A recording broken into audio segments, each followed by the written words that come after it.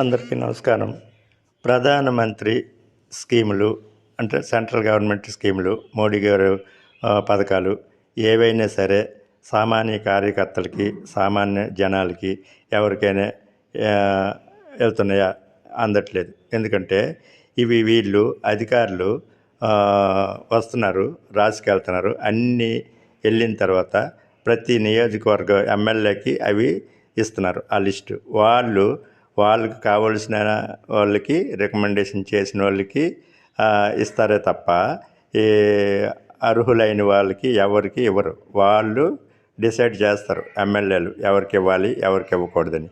అలాంటప్పుడు మనం చెప్పుకోవడమే మోడీ గారి పథకాలన్నీ జనాలకి వస్తున్నాయని చెప్పుకోవడమే తప్ప, సపోజ్ ఇప్పుడు చూడండి, ముద్రా లోన్లు బ్యాంక్ వాళ్ళకి రికమెండేషన్ లేనిదే వాళ్ళు ఇవ్వరు.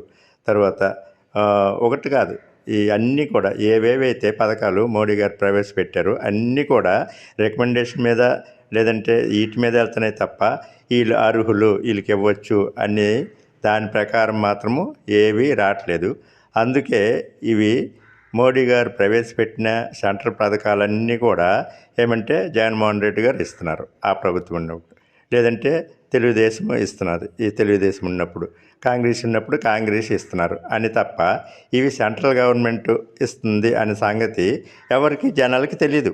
ఇప్పుడు ఇల్లు కట్టుకొని అక్కడ పెద్ద బోర్డు పెడుతున్నారు, అక్కడ క్లియర్గా అర్థమవుతుంది ప్రధానమంత్రి యోజన అనేసి ఇల్లు అనేసి వచ్చిందని తెలుసు వాళ్ళకి. ప్రధానమంత్రి అనేసి అక్కడ బోర్డు కూడా పెడుతున్నారు, ఇవన్నీ ఉన్నాయి, ఇంత అమౌంట్ అని తెలుసు.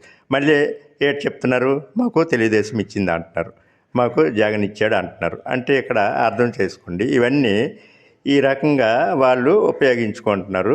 అందుకే మా బీజేపీ ఎదగనివ్వకుండా, డెవలప్ అవ్వకుండా, బలోపేతం అవ్వకుండా ఉంది. ఈ రకంగా జరుగుతుంది. ఈ నాయకులు మాత్రం చెప్తారు అన్నీ మీరు జనాలకి చేరవేయండి, జనాలకి ఏంటి చేరవేస్తారు జనాలకి? సపోజ్ ఒక రైతు ఉన్నారు, రైతులకి కిసాన్ క్రెడిట్ కార్డులు 3 లక్షలు అన్నారు, 3 లక్షల నుంచి 5 లక్షలకు చేసామన్నారు. ఆ కిసాన్ క్రెడిట్ కార్డు ఎలాంటిదో బ్యాంక్ వాళ్ళకి తెలియదట. ఏ బ్యాంక్కి వెళ్ళినా అలాంటిది ఏం లేదు, అవి చెప్తారు తప్ప ఇక్కడ ఏమి వర్తించదు, ఏమి ఇవ్వము అంటారు. ఎత్తు భూమి తీసుకొని వెళ్తే 50 లక్షలు విలువైన భూమికి వెళ్తే ₹1,00,000 ఇస్తారు వాళ్ళు. బయట అమ్మితే 50 లక్షలు అవుతుంది, బ్యాంకులు కడితే ₹1,00,000 ఎక్కువ మేము అంటారు. దానికి కూడా చాలా రూల్స్ రెగ్యులేషన్స్ పెడతారు. ఇవన్నీ ఈ రకంగా జరుగుతుంటే ఎలాగా డెవలప్ అవుతారు జనాలు? రికమెండేషన్ లేనిది ఏ పని అవ్వదు. అధికారులు అయితేనేమి, నాయకులు అయితేనేమి, వాళ్ళు అర్హులకి ఎక్కడ ఇస్తున్నారు? వచ్చేదంతా జనాలకు చేరేదంతా ఒకటి చేరుతుంది. ఒకటి ఈ ఉచిత బియ్యం ఒకటి, అది కూడా మోడీ గారు ఇచ్చిందే. అది ఎవరికి తెలుసో లేదో తెలియదు, ఏమంటే వీళ్ళు ఇస్తున్నారు అంటారు. ఇంకో రెండోది ఈ పెన్షను. ఈ రెండు తప్ప ఇంకేవైనా ఎవరికైనా కరెక్ట్గా వస్తున్నాయా?